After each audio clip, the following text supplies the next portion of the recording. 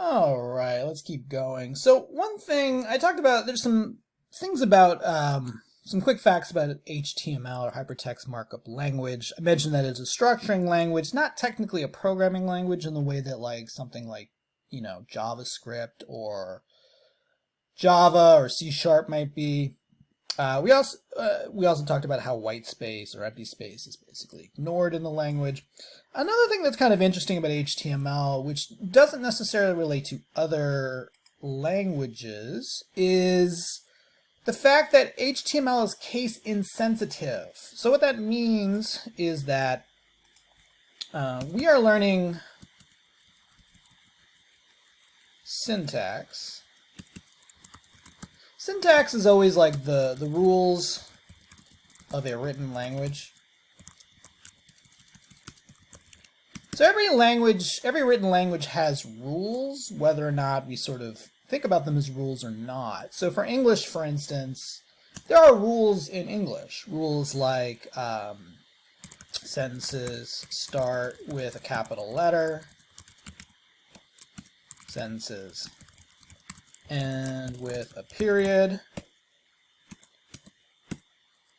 When listing multiple items, use commas, things like that, right? We don't think of them as rules, but they are rules. If you don't do it, then it's not, grammatically correct, right? And so there are syntax rules to HTML, right? When you write a tag, it goes inside these angled brackets. Most tags have a closing tag. You always put a // that sort of thing. And one of the rules of HTML, or one of the aspects of HTML in the syntax, is it's technically case insensitive. It does not matter if you use a lowercase or you use uppercase, or even some form of mix between the two. It would still be considered syntactically correct. Okay, that is not necessarily the case for all languages. For instance, in JavaScript, there are certain times where capital letters versus lowercase matter very much. Okay, but here in exercise 5, I'm just showing I deliberately kind of mixed the casing here to show sometimes I'm using lowercase, sometimes I'm using uppercase, but when I preview this in a browser, it still works. I still am getting my bold and my italic, even though I've mixed the casing on them. Okay, just wanted to point that out. Another thing I wanted to point out was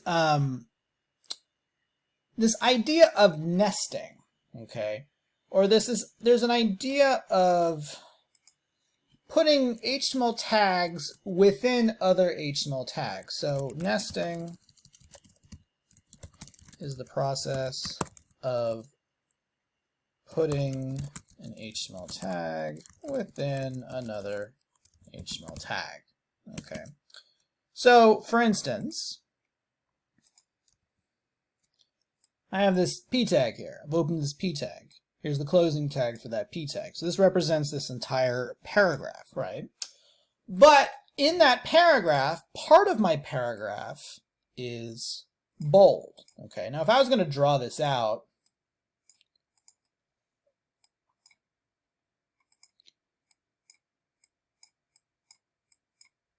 here's my p tag. Okay. And then let's just hypothetically say this part is bold. That would be the strong tag. So opening tag, closing tag. Okay. So in this case, we would say that the strong tag is nested or is inside the p tag. A lot of times we'll use there's sort of terminology. We would call this the parent tag, and we would call the tag within the other tag the child tag. Okay.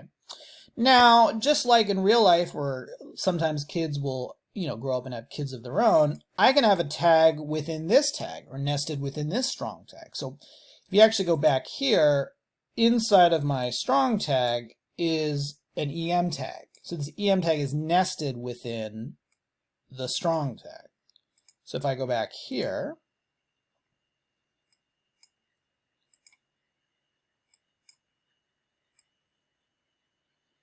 this is my EM tag. And in this case, because the EM tag is within the strong tag would be the parent and the EM tag would be the child in this particular situation. Okay, so the way it works is that there's sort of rules when it comes, or syntax rules when it comes to nesting. If you nest a HTML tag within another, you must close a child tag before closing the parent tag. Okay, so let me give an example. I know that seemed like kind of a lot. Let's say I have a paragraph. And like I said, let's say I had a p tag. And here's the closing p tag. I'm going to draw it out like this. So p tag, there's my closing p tag. And let's just say so inside of it is a strong tag. Okay. So this is my parent tag, this is my child tag because it's inside or it's nested within the other. I must close the child tag before closing the parent. Okay. The reason why is this is how it would kind of look to the browser. This is the p tag. And then if I was to have a strong tag and close it, this is going to form like a little box, if you will. So see how this box is within that other box? That's the way the browser likes it. It likes nice boxes within other boxes. Okay. But I'm going to go back and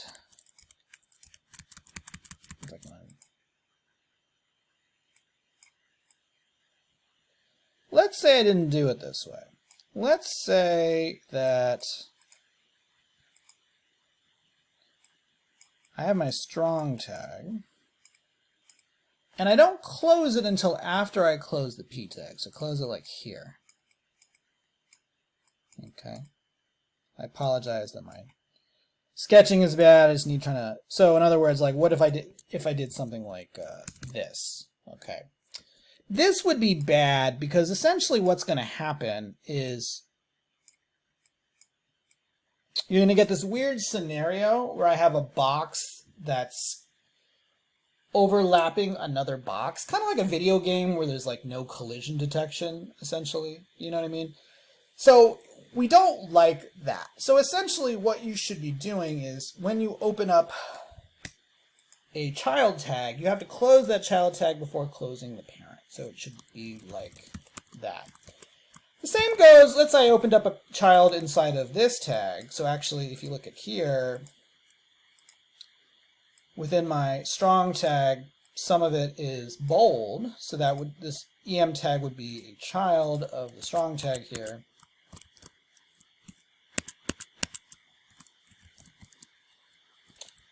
If I open up this EM tag, I would want to make sure to close it before I close the strong tag. Okay?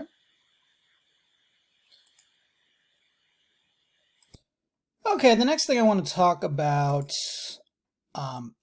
is creating a complex document. Okay, so right now we've been talking about, with what I've taught you guys with, using basic core, tags like the strong tag, or the p tag, or the em tag, or any of the other tags that I've taught you. You guys could create some simple, web pages, but the issue is that if you wanted to be able to do more complex things with your web page, what we're doing right now isn't enough structure.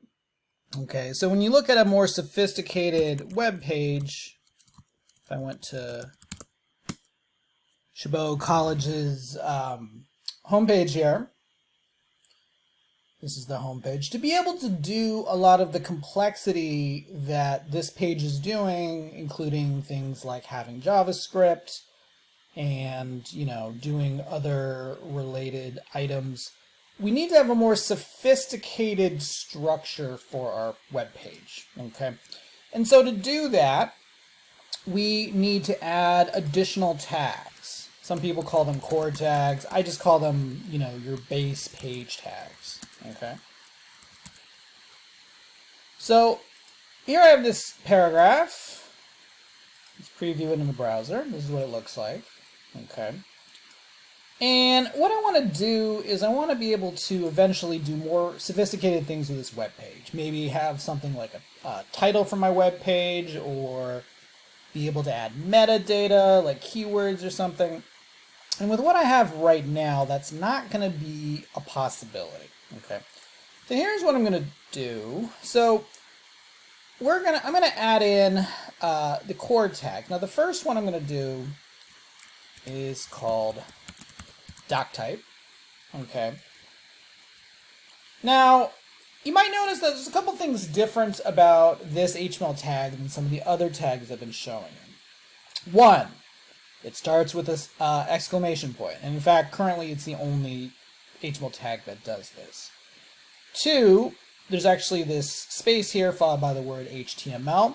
This is something called an attribute, which we'll actually talk more about in 2 classes from now. And the other thing is that this HTML tag does not have a closing tag. It's not required. So not all HTML tags are required to have a closing tag. Okay. So what the doc type is and what it does is the doc type defines which version of HTML your web page is using. Okay, so HTML is a structuring language, but it's also updated every once in a while. Kind of like how you might have updates to Microsoft Word, or you might have updates to, you know, Google Chrome or something. So it's like every so often we're going to update the updates are made to HTML. And so HTML's been around since about 1989. And there are web pages out there that are using HTML1, HTML2, HTML3, HTML 4.01. The last major update was in about 2010. That's when HTML5 was released. And so because there are web pages on the internet that actually use versions of HTML before HTML5, it helps the browser to know which version you're working with. Okay, so the doc type actually tells the browser which version of HTML you're working with.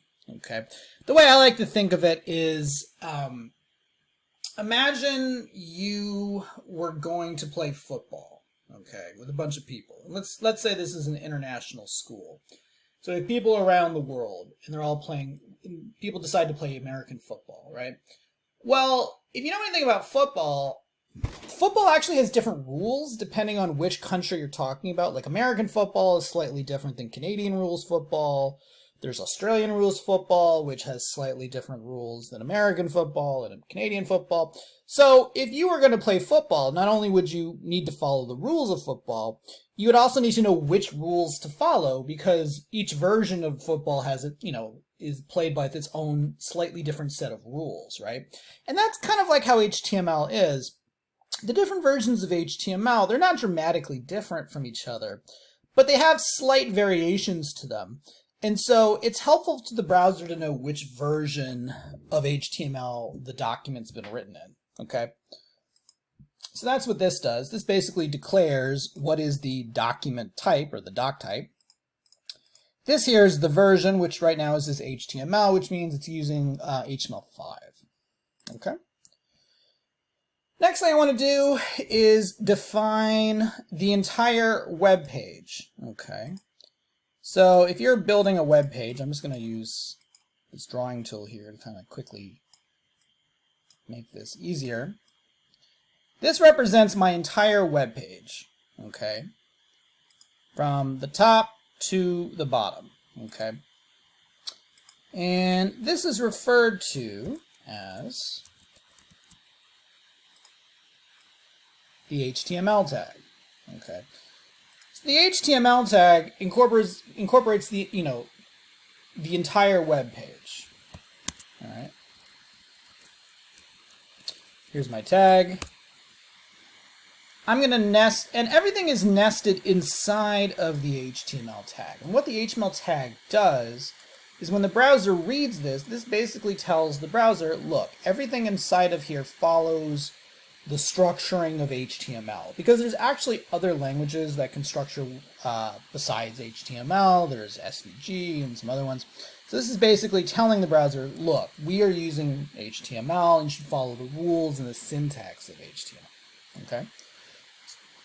This is my content. All of my content should be nested inside of the HTML minus the doc type. So that's why this is within here. Okay. The next thing is all web pages can kind of be broken into two major areas. And those two major areas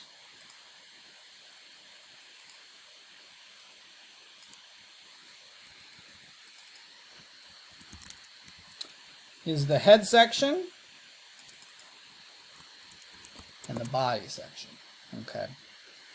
Let's talk about what those two sections are. So the head section is for information that is meant for the browser, not the user. Okay. So what do I mean by that? Well, let's go inside of here. And right now we can look at this web page and we see things like logos, and there's some navigation bars, and there's some pictures here, right? All sorts of stuff. But there's actually a lot of other stuff that you don't see that's actually going on in this web page behind the scenes or under the hood, so to speak. Okay. I'm going to right click and I'm going to go to where it says inspect. This is in Chrome, and this will open up the HTML of the document. And what I'm actually going to do is I'm going to go inside this head section here. And I'm not going to go through all of this, but this is information that's inside of this web page that we don't see, but it's meant for the browser. Okay, so things like that would include things like JavaScript. So this is some JavaScript that's making the website do something. That's not something that you and I need to really worry about, but the browser needs to know about it, right? Looks like they're doing some analytics here. A lot of this is also metadata. So if I keep scrolling down, let's see if I can find.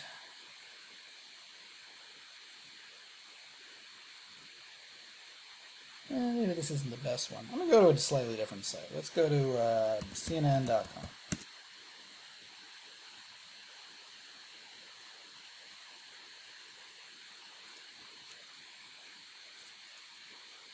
And I'm going to go to inspect. Okay.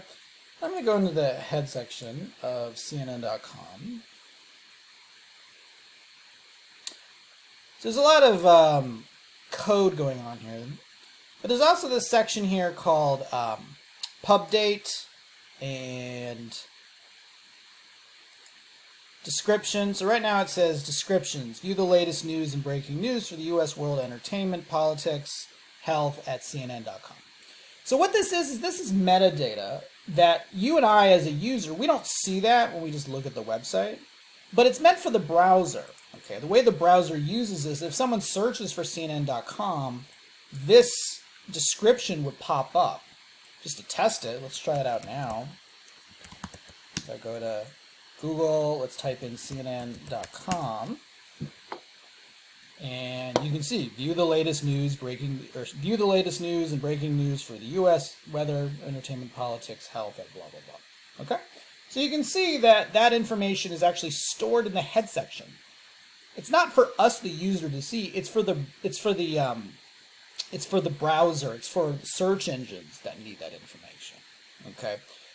Some other information you might find in a website. A lot of this, there's a lot of programming going on here.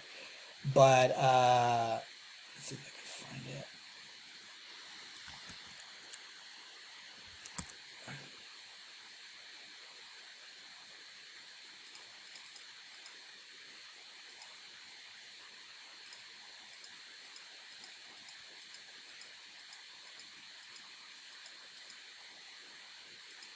Yeah, here's what I was looking for. Keywords. Okay. This is another HTML tag, and it goes in the head section. And what it does is when people type in these are keywords. Keywords are help with search engines. This is what we sometimes refer to as search engine optimization. So what this means is that if someone types in the word daily news, breaking news, current events into Google or into Bing or into DuckDuckGo or whatever it is that you use, hopefully, CNN's name would come up in the searches, in theory. Okay. Now, a lot of this stuff is a lot more complicated, this stuff that goes in the head section, and we're not going to talk about it today, and probably not even in the rest of this particular class. But there is one thing we can do, so I'm going to add the head section. The head section is a child, or a subset, of the HTML tag. And one tag we can add is what's called a title tag. What the title tag does is it puts a title on the tab or on the top of your website. Okay. A lot of people think that this is like the title. This is actually the title. See on here it says CNN breaking news, latest news and videos. Or if I went back to Chabot College, it just says Chabot College, ChabotCollege.edu. That's the title. Okay. We can actually add that in ourselves right here. So I'm just going to give this a title. I'm going to call this My Practice Page, webpage. Okay. This is going to be the title for my web page here. The title is a child of the head tag. Okay. The other major tag I talked about with laying out a complicated project is the body section. I'm going to change the color so it's not the same as the head section color.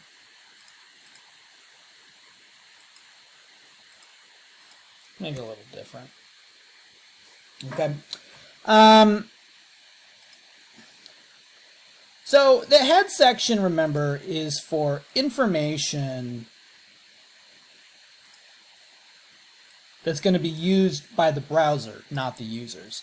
The body section is kind of almost the opposite. The body section is for information that is for the users and not the browser. Okay. So in other words, information that users who visit the web page are supposed to look at and, see and things like that. So right here, the body section technically is from here until the bottom. Basically, anything you can visually see within the web page here, that is in the body tag. All right, so the body tag is going to have basically all of your content.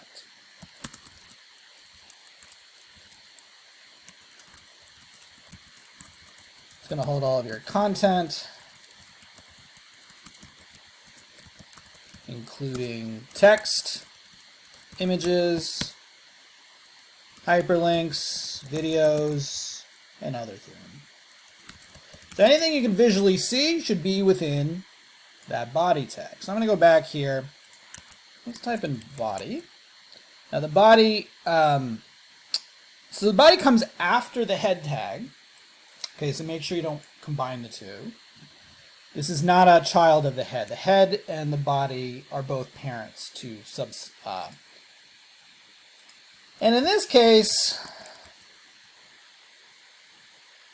my paragraph should go inside of my body. The reason why is this is content. It's text, right? A paragraph is text. So any text I add to my page should be within this area here, within the body.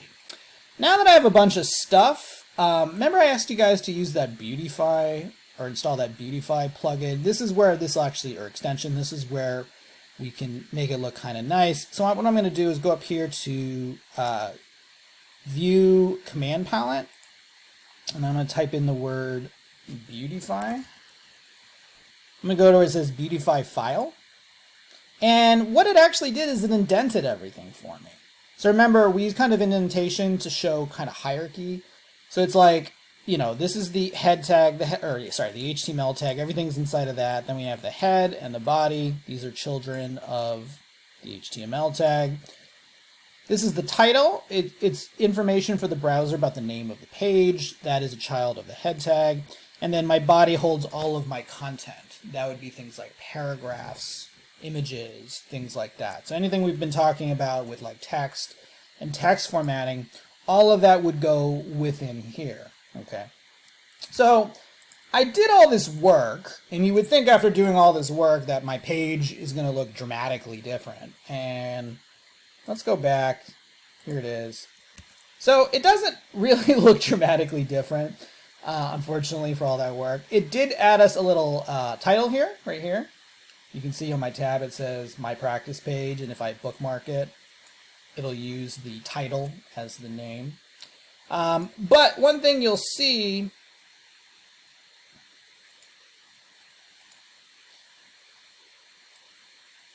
is this is my page down here. You can actually look this. I went to inspect, and I'm under an area called Elements. This lets you see the HTML of a document that you're looking at in a browser if you're in Chrome. And you can actually see the structure here. So here's my HTML. There's my head tag. This is the child of the head tag. I have my body. This is my paragraph. You can see the body is a child of. The body in this case represents the whole web page. Oops. Yeah, too much stuff going on. There's the body, and you can see it holds everything here. Okay? Alright guys, wanted to try that out. That was 5 and 6.